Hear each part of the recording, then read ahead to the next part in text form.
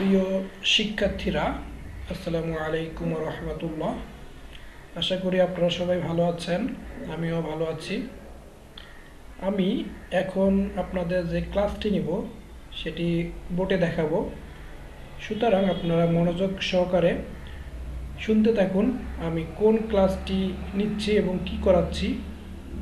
আশা করি আপনারা যদি মনোযোগ সহকারে শুনতে থাকেন তাহলে ইনশাআল্লাহ আপনারা বুঝতে পারবেন যে আমি কোন ক্লাসটি নিচ্ছি এবং কি পড়াচ্ছি।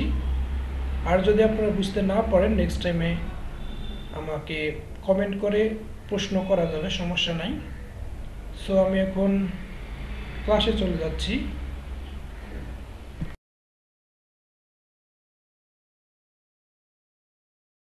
প্রিয় শিক্ষার্থীরা, এখন আমি বোর্ডে চলে আসলাম। আমরা শিখব হচ্ছে প্যাটার্ন কি। প্রথমে আমরা শিখব প্যাটার্ন কি। তাহলে প্যাটার্ন কি এর একটি সংজ্ঞা দেওয়া এখানে আছে যে নির্দিষ্ট পন্থায় কোনো কিছু সাজানোকে প্যাটার্ন বলে।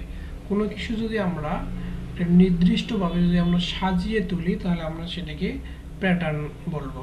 যেমন আমরা উদাহরণের মাধ্যমে আমরা দেখতে পারি যে প্যাটার্ন আসলে কি।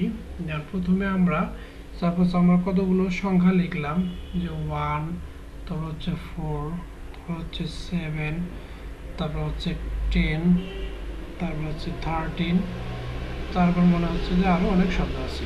তাহলে আমরা এই শব্দগুলোর যদি ডিফারেন্স বের করি, পার্থক্য বের করি, তাহলে আমরা এখানে দেখতে পাবো যে এখানে পার্থক্য হচ্ছে 3, এখানে পার্থক্য হচ্ছে 3, এখানে পার্থক্য হচ্ছে 3, এখানে পার্থক্য হচ্ছে 3। তাহলে এই সংখ্যাগুলো কি নির্দিষ্টভাবে আমরা এখানে সাজিয়েছি। এখানে ডিফারেন্স হচ্ছে 3 করে।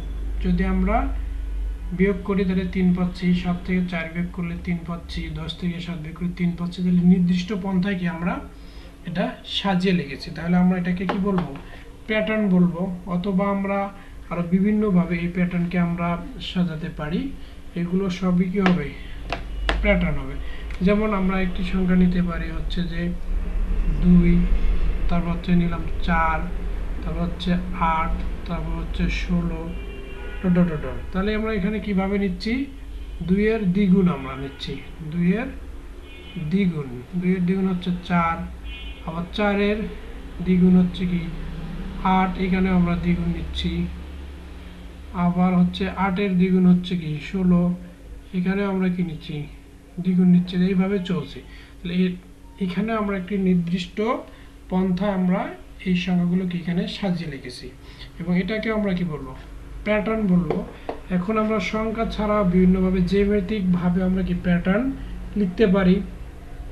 আমরা ত্রিভুজ আকারে প্যাটার্ন লিখতে পারি, চতুর্ভুজ আকারে লিখতে পারি। যেমন আমরা যদি জ্যামিতি আকারে প্যাটার্ন আমরা সাজাই, প্রথমে আমরা সাপোজ একটি নিলাম বক্স, তারপরে আমরা এখানে নিলাম 2টি, তারপরে আমরা এখানে নিলাম 3টি, তারপরে আমরা এখানে নিলাম হচ্ছে 4টি, তারপর আমরা এখানে নিলাম হচ্ছে 3, 4, 5টি নিলাম। তাহলে আমরা সাপোজ এখানে জ্যামিতি আকারে এখানে আমরা জ্যামিতিক আকারে প্যাটার্ন সাজাবো। তাহলে আমরা এখানে ত্রিভুজ আকারে একটি সাজিয়ে নিলাম। তাহলে আমরা একটি প্যাটার্ন আকারে আমরা সাজাতে পারি। এখানে প্রথমে আমরা এখানে 1 নিলাম, ফার্স্ট প্রথম এবং শেষে 1 করে নেব, প্রথম এবং শেষে 1 নিব, প্রথম এবং শেষে 1 নিব, প্রথম এবং শেষে আমরা 1 নেব। আর এখানে উপরের সঙ্গে যোগফল করে এখানে নেব। তাহলে 1 আর 1 যোগ করলে হচ্ছে 2, 2 আর 1 যোগ করলে হচ্ছে 3, 2 আর 1 যোগ করলে হচ্ছে 3, 3 আর 1 যোগ করলে হচ্ছে 4, 3 আর 1 যোগ করলে 4, 3 3 যোগ করলে হচ্ছে 6। তাহলে এটাও কি একটি প্যাটার্ন। তাহলে এইভাবে আমরা জ্যামিতিক আকারে আমরা কি প্যাটার্ন নিতে পারি। আশা করি তোমরা প্যাটার্নের ধারণা তোমাদের ক্লিয়ার হয়েছে। এখন আমরা যেটি শিখব সেটি হচ্ছে স্বাভাবিক সংখ্যার প্যাটার্ন। স্বাভাবিক সংখ্যা আমরা কাকে বলে? যে সংখ্যাগুলো 1 থেকে শুরু করে ধারাবাহিকভাবে বৃদ্ধি পেতে থাকে সেই সংখ্যাগুলোকে স্বাভাবিক সংখ্যা বলে। তাহলে তোমাদের যদি বলে যে স্বাভাবিক সংখ্যার প্যাটার্ন কীভাবে আমরা নেব, তাহলে আমরা আগে স্বাভাবিক সংখ্যাগুলো লিখব। স্বাভাবিক সংখ্যা হচ্ছে 1, তারপর হচ্ছে 2, তারপর হচ্ছে 3, তারপর হচ্ছে 4, তারপর হচ্ছে 5। তাহলে আমরা এখানে ডিফারেন্স পাচ্ছি 1, এখানে 3 থেকে 2 বিয়োগ করলে 1, এখানে 4 থেকে 3 বিয়োগ করলে 1। তাহলে আমরা কি সর্বক্ষেত্রে আমরা কি পার্থক্য 1 পাচ্ছি, যে 1 করে যে বৃদ্ধি পাচ্ছে, 1 করে বৃদ্ধি পাওয়ার কারণে এই সংখ্যাগুলোকে আমরা কি স্বাভাবিক সংখ্যা বলবো। আর এভাবে যদি আমরা সাজিয়ে লিখি নির্দিষ্ট পন্থায়, তাহলে আমরা এটাকে কি বলবো, স্বাভাবিক সংখ্যার প্যাটার্ন আমরা এটাকে বলবো। এখন আমরা শিখব হচ্ছে মৌলিক সংখ্যা। তাহলে মৌলিক সংখ্যা কাকে বলে আগে আমরা সেটি দেখে নিই। মৌলিক সংখ্যা হচ্ছে যে সকল সংখ্যা 1 থেকে বড়, 1 এবং ওই সংখ্যা ছাড়া অন্য কোনো সংখ্যা দ্বারা নিঃশেষে বিভাজ্য করা যায় না। অর্থাৎ যে সংখ্যাগুলোর গুণনীয়ক 1 হবে এবং ওই সংখ্যা হবে, সেই সংখ্যাগুলোকে আমরা কি বলবো, আমরা মৌলিক সংখ্যা বলবো। যেমন এখানে 2 একটি মৌলিক সংখ্যা, 3 একটি মৌলিক সংখ্যা, 5 একটি মৌলিক সংখ্যা, 7 একটি মৌলিক সংখ্যা। কারণ 2 এর গুণনীয়ক হচ্ছে 1 এবং 2, 3 এর গুণনীয়ক হচ্ছে 1 এবং 2, 5 এর গুণনীয়ক 1 এবং 3, 5 এর গুণনীয়ক হচ্ছে 1 এবং 5, 7 এর গুণনীয়ক হচ্ছে 1 এবং 7। কারণ এই সংখ্যাগুলো 1 এবং ওই সংখ্যা ছাড়া অন্য কোনো সংখ্যা দ্বারা নিঃশেষে বিভাজ্য করা যায় না। এই জন্য আমরা এই সংখ্যাগুলোকে কি বলবো, মৌলিক সংখ্যা বলবো। এখন মৌলিক সংখ্যাগুলো আমরা কিভাবে নির্ণয় করব? আমাদের 1 থেকে 100 পর্যন্ত যদি আমাদের মৌলিক সংখ্যাগুলো নির্ণয় করতে বলে, তাহলে আমরা কিভাবে নির্ণয় করব সেটি তোমাদের পরীক্ষা আসে। তো এখানে তোমাদের বইয়ে একটা পদ্ধতি দেওয়া আছে, সেটা হচ্ছে ইরাটোস্থেনিস সাকুনি একটা পদ্ধতি আছে। সেই পদ্ধতির মাধ্যমে তোমরা এই মৌলিক সংখ্যাগুলো নির্ণয় করতে পারো। সেটা হচ্ছে কি, আমরা প্রথমে ফার্স্ট কি করব, 1 থেকে 100 পর্যন্ত আমরা কি সংখ্যাগুলো লিখে ফেলবো। আচ্ছা, 1 থেকে 100 আমরা লিখতে পারি, অথবা আমি এখানে 1 থেকে 50 পর্যন্ত সংখ্যাগুলো লিখেছি। তাহলে আমরা কিভাবে ইরাটোস্থেনিস সাকুনি পদ্ধতিতে মৌলিক সংখ্যা নির্ণয় করব সেটা আমি এখন তোমাদের দেখাবো। আমরা এখানে 1 থেকে 100 পর্যন্ত 50 পর্যন্ত এখানে আমি সংখ্যাগুলো লিখেছি।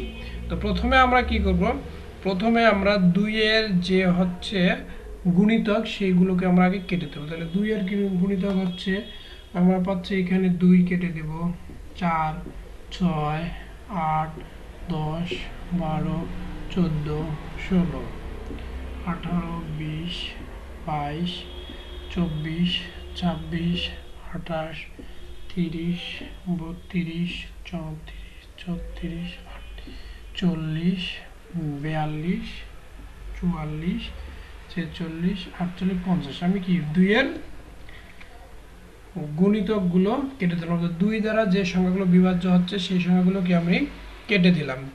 অনুরূপভাবে আমি এখন 3 দ্বারা যে সংখ্যাগুলো বিভাজ্য হবে আমি সেই সংখ্যাগুলো কেটে দেব। তাহলে 3, 6 কাটছি, আমাদের 9, 4, 12, 15, 21, 27,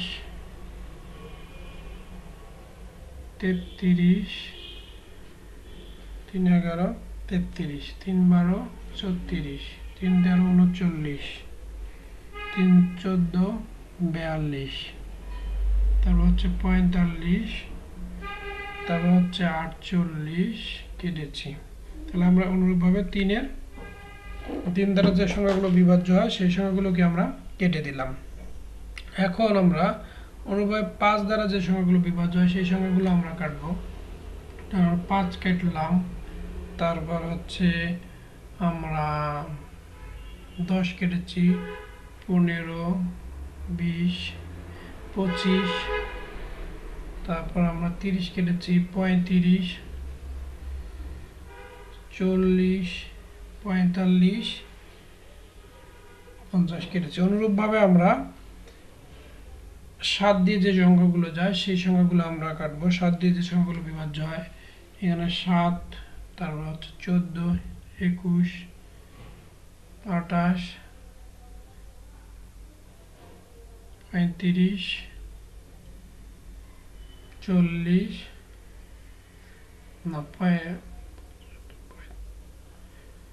42, 749 আমরা কেটে দিলাম। তাহলে এইভাবে যে আমরা সংখ্যাগুলো কেটে দিলাম, এই সংখ্যাগুলো আমরা কাটার পর যে বাকি সংখ্যাগুলো আমাদের থাকবে এই সংখ্যাগুলোকে এখানে হবে মৌলিক সংখ্যা। তাহলে এখানে আমরা এখানে পাচ্ছি আচ্ছা 3 আমরা যেহেতু আমরা এখানে দুটো সংখ্যা আমরা গুণিতক যে সংখ্যাগুলো গুণিতক নিব সেগুলো আমরা কিন্তু কেটে ফেলছি, ওই সংখ্যাগুলো আমাদের কিন্তু কাটা যাবে না।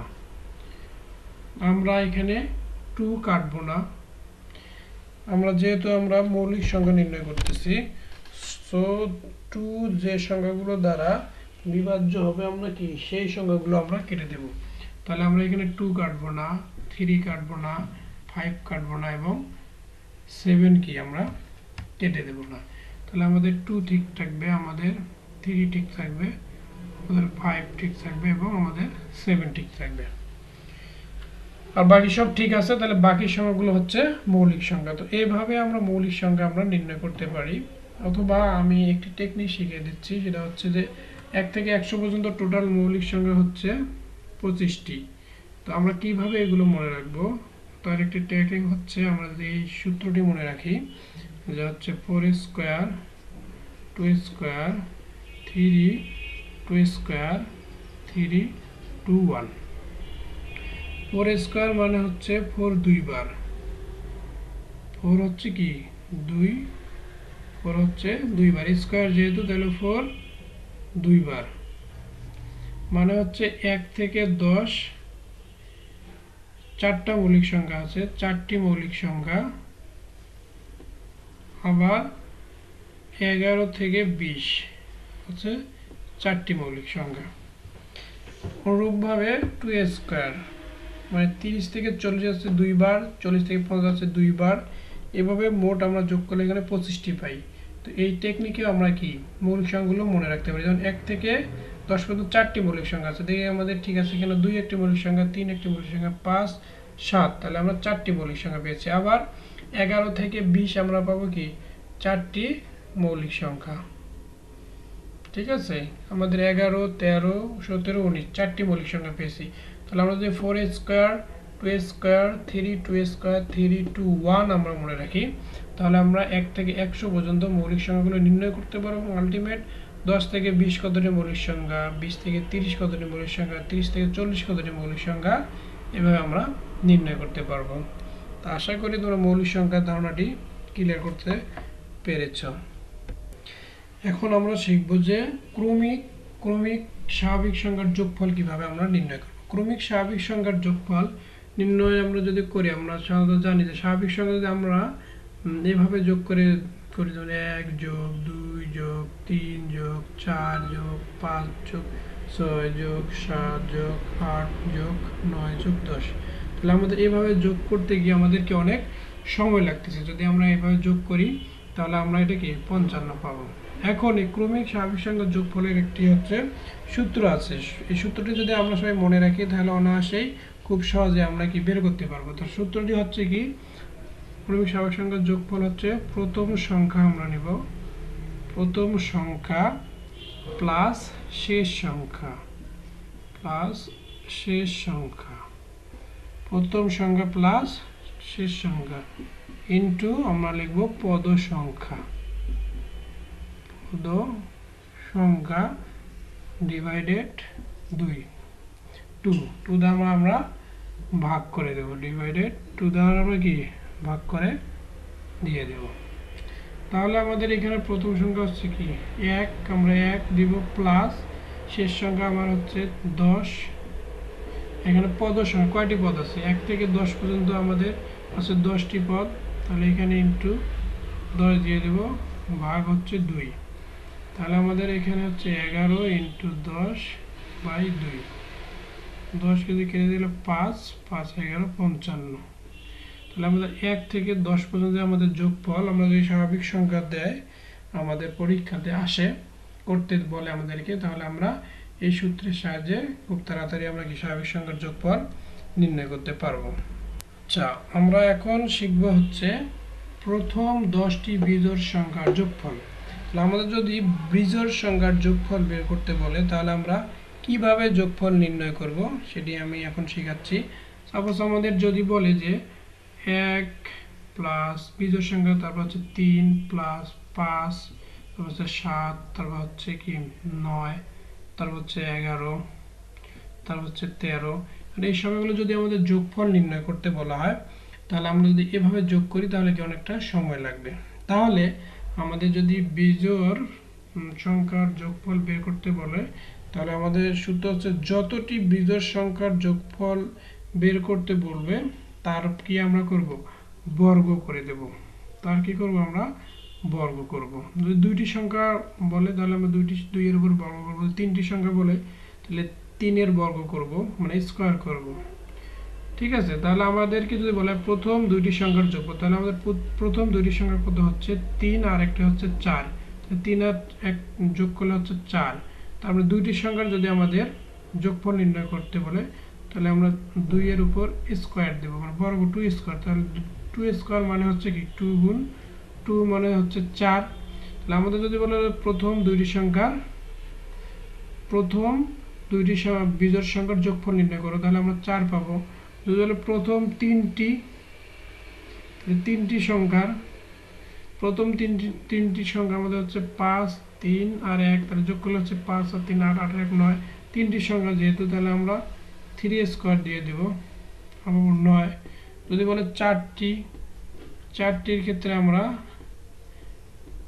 4 স্কোয়ার করে দেব, তাহলে 16। তাহলে আমরা চারটি সংখ্যা যদি আমরা যোগ করি 7 পর্যন্ত, তাহলে আমরা 16 পাচ্ছি, 16 পাচ্ছি। অনুরূপভাবে যে 5টি বলে 25 আমরা পাবো। বিজোড় সংখ্যার যোগফল বললে যতটি বিজোড় সংখ্যার যোগফল নির্ণয় করতে বলা হবে আমরা সেই সংখ্যার বর্গ করব, তাহলে আমাদের অ্যান্সার এসে যাবে। আশা করি তোমরা বুঝতে পেরেছো। সবাই ভালো থাকবা। আজকে পর্যন্ত আল্লাহ হাফেজ। এবং নেক্সট ক্লাসে আমরা অনেক ইম্পর্টেন্ট টপিকস, যেটা তোমাদের এই অধ্যায়ের জন্য গুরুত্বপূর্ণ, সেটি আমরা শিখব। ম্যাজিক বর্গ আমরা কিভাবে নির্ণয় করব, 3, 4, 5 সংখ্যার, সেগুলো আমরা শিখব। সংখ্যার বর্গের সমষ্টি শিখব, জ্যামিতিক প্যাটার্ন শিখব, ফিবোনাকি সংখ্যা শিখব। তো নেক্সট ক্লাসের জন্য সবাই প্রিপারেশন নিতে হবে সবাইকে। আজকে যা বোঝাইলাম সেগুলো বাসায় প্র্যাকটিস করতে হবে, সব মনোযোগ দিয়ে পড়াশোনা করতে হবে, তাহলে অনেক সহজ হবে। তো সবাই ভালো থাকবেন। আল্লাহ হাফেজ।